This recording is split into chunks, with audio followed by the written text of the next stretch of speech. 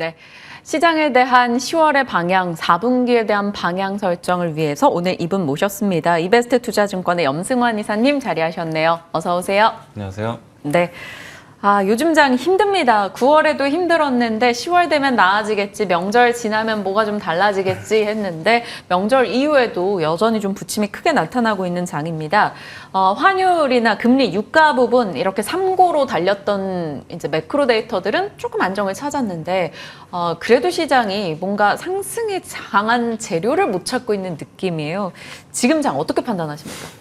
일단 이제 말씀하신 대로 그러니까 예상보다 너무 금리가 높아요. 이제 금리가 올라가는 건 이제 어느 정도 이제 다들 네. 조금씩은 이제 8월부터 좀 눈치를 챘는데, 근데 이렇게까지 올라갈 거라고 생각하신 분은 많지 않았을 것 같고요. 근데 금리가 이제 임계점을 돌파하니까 당연히 증시는 좀 이제 발작이라는 표현을 좀 하죠. 그래서 좀 부러지는 흐름들이 좀 나왔고, 사실 여기에 또 고유가까지 한번 좀 겹쳤었죠. 이 두 가지에다가 미국의 또 정치 리스크가 지금 굉장히 큰 게, 우리나라에서 올해 좀 가장 좋았던 섹터가 대부분 이제 미국에서 재정 지출해가지고 네. 돈 벌 수 있는 그런 뭐 2차 전지나 친환경주들인데, 이쪽이 만약에 미국 정치 리스크 예산 합의가 잘 안 되면 일정 부분 좀 타격을 받을 수도 있거든요. 그러다 보니까 이런 주도 업종들이 또 충격을 받은 거죠. 그러니까 그런 것들이 겹쳐가지고 증시가 이제 2,400선 초반까지, 코스닥 기준으로 이제 800포인트까지 좀 밀리는 그런 흐름이었고, 다만 이 와중에도 우리가 항상 체크해야 될 건 뭐냐면은 펀더멘탈은 절대 놓치시면 안 되거든요. 그러니까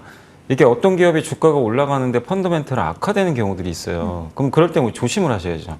그러니까 단지 올라가는 거에 취하시면 절대 안 되고. 네. 근데 지금 반대로 안 좋잖아요. 안 좋은 상황에서 우리가 놓치면 안 되는 게 미국의 제조업 지표라든가, 얼마 전에 중국의 그 이 국가적으로 50을 넘었어요. 확장선을 넘어섰고, 우리나라 수출 데이터도 지금 마이너스 4.4까지 지금 이제 역성장 폭이 완화되고 있습니다. 네. 그렇게 본다면 제조업 경기는 지금 좋아지고 있는 건 분명한 사실이거든요. 이건 이제 우리나라 펀더멘탈이 물밑에서는 좀 개선되고 있다, 이걸 반증하는 거니까.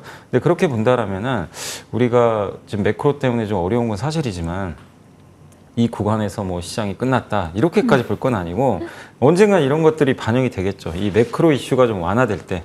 그래서 우리가 펀더멘탈을 괜히 체크하는 게 아니라, 이런 이제 약간 어두운 이 매크로 이슈가 잠잠해지면 나중에 결국 또 펀더멘탈 반영해서 또 이렇게 올라가는 흐름이 나올 수가 있거든요. 그래서 지금 이제 2,400까지 좀 내려왔지만, 지금 상황에서는 뭐 여기서 2,400 뭐 위태롭기도 하죠, 물론. 그렇지만 너무 부정적으로만 좀 보지는 말자, 이렇게 좀 말씀을 드리겠습니다. 지금 사실 지수 ADR이라던가 혹은 뭐 PBR이라던가 이런 거는 다 과매도, 저평가 이런 걸 가리키고 있는데 분위기가 도무지 잡히지 않는 네. 거기 때문에 사실 트리거가 나오면 또 다 죄다 이걸 좋게 해석하면서 반영하는 순간이 있을 겁니다. 그게 언젠지가 사실 가장 어려운 문제가 되겠죠. 일단 유가 금리에 대한 이야기를 좀만 더 자세히 해보면요. 이쪽의 변동성이 완화돼야지만 시장이 좀 다지기를 해줄 텐데, 변동성이 여전히 조금 극심하다라는 게 시장의 불안을 좀 방증하는 게 아닌가 싶어요. 근데 이제 저는 굉장히 좀 트리거가 하나 생겼다고 보는 게, 지금 3고 중에 하나가 좀 부러지고 있어요. 국제유가가 지금 무너지고 있습니다. 급격하게. 82달러 찍었죠. 사실 뚜렷한 악재가 나온 건 아니거든요, 유가 쪽에. 근데 지금 나오는 건 어차피 이제 계속 감사는 하기로 했는데, 미국의 휘발유 재고가 좀 많이 쌓였다는 이제 얘기가 나왔고, 이렇게 또 고금리가 이어지면 결국 수요가 줄지 않을까. 그러니까 결국 수요 충격이 좀 나오면서 유가가 부러졌는데, 사실 뭐 뚜렷하게 수요가 지금 뭐 부러졌다 이렇게 볼 뭐 데이터는 확실한 건 아니에요. 근데 이제 벌써 움직여 버린 거죠, 그쪽으로. 그럼 이제 그 다음 타자는 제가 봤을 때는 또 금리도 조금씩 뒤따라갈 가능성이 있습니다. 이렇게 고금리가 이어지면 미국 경기가 이 상황에서 장기간 버티기가 좀 사실 쉽진 않고요. 또 10월부터 초과저축이 이제 조금씩 소진되기 시작하는 데다가 학자금 대출이 10월 1일부터 이제 상환 들어갔거든요. 네. 그럼 소비 열애. 오늘도 미국장 보신 분들은 딱 느끼실 거예요. 미국 소비 관련주들 지금 안 좋구나. 오늘도 보니까 뭐 그 필수 소비재 음료 회사들 주가가 폭락을 했더라고요. 결국 여기는 그래도 좀 버티던 쪽인데, 여기도 안 좋고 미국의 백화점 주들마저도 주가 상황이 굉장히 안 좋습니다. 이건 뭐냐면 미국 소비가 이제 꺾이는 걸 반증하는 거죠. 그걸 본다면 우리가 이거를 뭐 무조건 나쁘게 해석할 건 아니고, 결국 이렇게 경기가 둔화되면요, 금리가 나중엔 그 다음으로 좀 꺾일 가능성이 있거든요. 그래서 우리가 지금 유가는 벌써 좀 부러지고 있고, 금리까지 조금씩, 오늘도 이제 금리 좀 떨어졌더라고요. 이런 것들이 좀 떨어지는 이렇게 조짐들이 좀 나온다면 매크로에 대해서는 우리가 조금 편하게 볼 수 있는 그런 시점이 좀 나오지 않을까. 그래서 사실 이번 주 수요일이 좀 정점이었던 것 같아요. 네. 제가 봤을 때는. 그래서 조금씩 매크로 데이터들은 증시에 유리한 쪽으로 조금씩은 바뀌어가고 있다. 일단 이렇게 좀 판단을 하고 있습니다. 저희도 매일같이 방송에서 뭐 금리, 환율, 유가 데이터를 계속 소개하고 있으니까요. 여러분들도 그 추이를 좀 지속 확인해 보시길 바랍니다. 일단 정점 이후에 3고는 조금씩 완화되고 있는데 여기서 하락으로 방향을 계속 유지해 줄지 아닐지가 중요할 것 같아요. 자, 2차 전지를 두고 외국인과 개인의 이제 수급 방향도 살짝 다르기도 하고요. 수급에 체크가 좀 필요할 것 같습니다. 최근 기관들은 약간 반도체 일부 종목에 좀 집중을 하고 있더라고요. 네, 뭐 기관들 같은 경우는 좀 약간 또 소외받았던 기업들 위주로도 좀 담고 있는데, 근데 이제 어제도 보면서 느낀 게 개인 투자분들의 힘이 굉장히 많이 빠진 것 같아요. 거래대금도 많이 줄어든 네. 상태이고 예탁금도 지금 50점 밑으로 한번 좀 내려갔었잖아요. 그러다 보니까 이 올해 코스닥을 이끌던 주역은 누가 뭐래도 개인이거든요. 올해 23년도에 현재까지 코스닥을 8.6조 원 샀어요. 근데 사실 코스피는 팔았거든요. 순매도인데 코스닥을 굉장히 많이 샀는데 여기서 지금 최근에 금리도 좀 올라가는 상태고 이러다 보니까 또 2차 전지도 모멘텀이 꺾이다 보니까 개인 투자자들의 이제 그 증시에 참여하려는 이제 그 어떤 적극성이 좀 떨어지고 있고 그런 부분들이 수급에는 당연히 부담이고 또 연말마다 항상 돌아오잖아요. 양도차익과세, 회피 물량. 10월부터 12월은 항상 그 구간에 들어가거든요. 그러다 보니까 올해 2차 전지 양극재 기업들 이렇게 빠졌어도 연초 대비하면 올라간 기업들이 있거든요. 이제 그런 쪽에 매물들이 계속 좀 나올 수밖에 없다 보니까 수급적으로 좀 불리한 그런 위치에 있는 것 같습니다. 그래서 2차 전지가 좀 빠지는 건 펀더멘탈 이슈와 더불어서 이런 수급이 좀 악화되는 부분들이 좀 있고 또 약간 오늘도 좀 걱정되는 게 리비안 주가가 오늘 폭락을 했더라고요. 근데 리비안이 지금 전환사채 자꾸 발행한다는 건 좋은 게 아닌 게 그만큼 지금 자금줄이 악화되고 말라간다는 얘기니까. 근데 우리나라 또 이 삼성 SDI가 거기 공급하는 걸로 알려져 있잖아요. 그래서 한국의 밸류 체인에도 좀 영향을 줄 수 있어서 이런 부분들은 어쨌든 지금 상황이 안 좋은데 자꾸 좀 악재만 나와서 좀 답답한데 다만 그렇다 하더라도 이미 주가들이 7월 고점 찍고 지금 2달 정도 충분히 빠진 건 또 사실이니까 저는 개인적으로는 좀 당분간 변동성은 있겠지만 2차 전지가 더 무너지거나 이거보다는 좀 그 약간의 기간 조정 쪽으로 이제 당분간 가지 않을까. 근데 이게 올라가기 위해서는 어쨌든 개인들이 다시 들어와 줘야 됩니다. 근데 현실적으로 당장은 그게 좀 쉽지 않아 보여서 좀 답답한 좀 흐름은 좀 나오지 않을까 이렇게 예상을 하고 있습니다. 가격 조정이 어느 정도 마무리되더라도 이 기간 조정에서 탈피하기 위해서는 강한 수급 주체가 있어야 하는데 지금으로서 당장은 조금 들려오는 소식이 그렇기 때문에 강한 베팅을 하기가 좀 어렵다라고 정리해 주셨어요. 자, 반도체로 갑니다. 삼성전자 어제 들려온 소식은 거의 굴욕이었어요. 그리고 SK하이닉스 쪽이 좀 더 각광을 받았는데 반도체 섹터 이 탑2 종목에 대한 의견이 궁금합니다. 일단 지금 왜냐면 원래는 같이 가거나 같이 빠지는데 그게 아닌 게 지금 반도체에서 보면 HBM하고 DDR5는 좋아요.